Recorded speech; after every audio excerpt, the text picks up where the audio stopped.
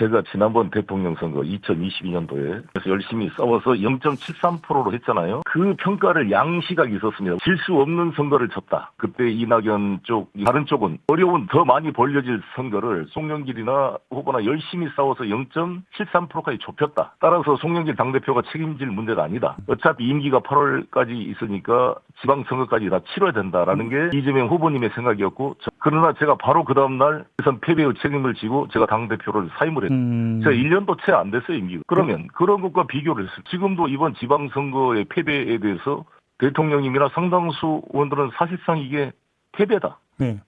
패배인 측면이 크다, 아픔이 크다라는 걸 지적하는 거잖아요. 근데 이게 상황 인식의 차이가 있는 거죠. 그래서 승리인데 내가 왜 물러가냐, 연임 도전하겠다라고 지금 나서는 거 아닙니까? 예. 이런 논리면 저 송영길도 그때 절대 사표 낼 필요가 없었어요. 제가 지방선거 공천권도 행사할 수 있는데 지방선거를 앞두고 제가 대선 패배의 책임을 두고 바로 그 다음날 사표 낸 거 아니에요? 지금 일반 국민들한테 물어보면 그때 얼마나 정권 교체 열망이 강해서 윤석열이 때문에 찍은 게 아니라 문재인 정부 이 교체를 위해서 찍었던 분들이 많았던 거잖아요. 묻지마 정권 교체. 그래서 윤석열은 하나의 도구다 이럴 정도로 사실 죽으라고 고생해서 0.73까지 좁힌 겁니다. 사실. 그런데 이거를 패배 책임을 지고 송영길 물러가라.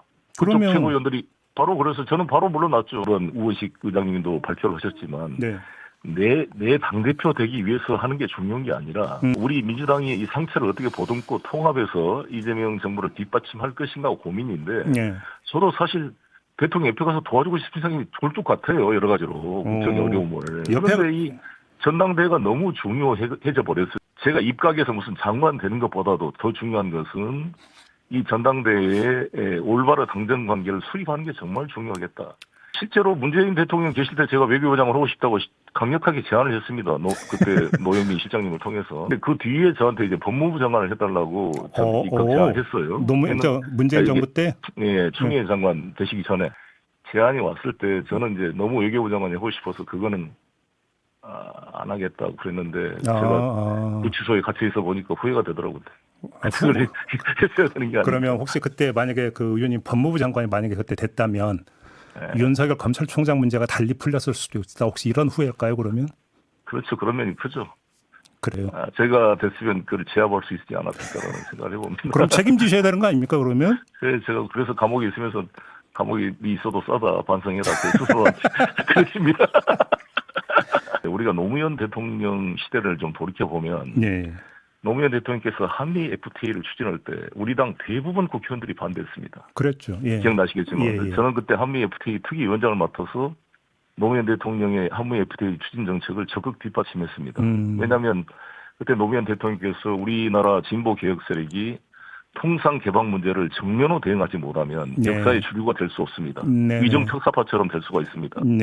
저는 이런 시각에 100% 동의했기 때문에 제가 뒷받침을 했고요.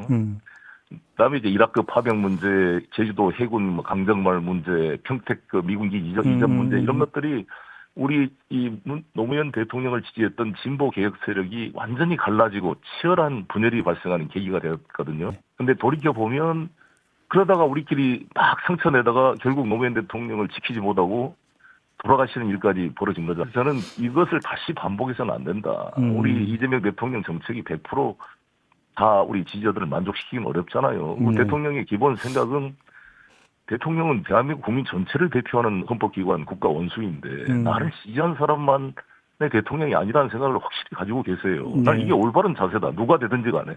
보수든 진보든 대통령이 되시면 국민 전체를 통합해야 될 헌법적 지위에 있는 건데 우리 정체성만 강조하고 왜 여기를 하냐라는 식의 이런 식의 사고를 하는 약간의 마찰이 있는 거죠.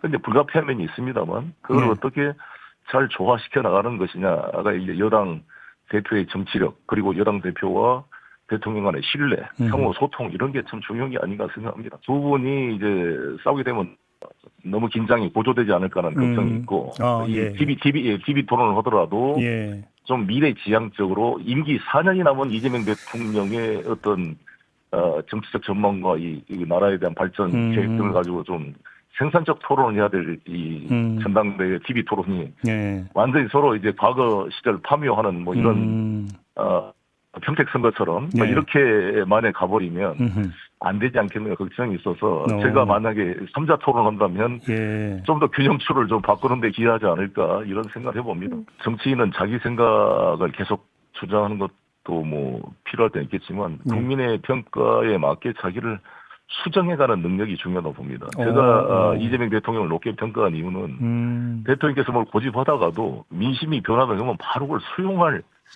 전환 능력이 있는 분이에요.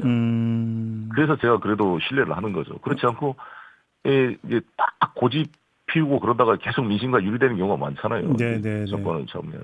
네. 그러면 조국 전 대표도 국민을 바라보면서 좀 수정이 필요하다 이런 말씀이시네요. 그러면? 그러니까 똑같이 평택 선거를 보고도 평가를 저렇게 하는 거니까 똑같은 겁니다. 우리 지금 자기 중심으로 자기 그걸 해석을 하는 거지. 네. 자기를 반성하면서 이걸 통해 주는 국민의 뜻이 무엇일까를 성찰하는 모습은 잘 안 보이잖아요. 알겠습니다.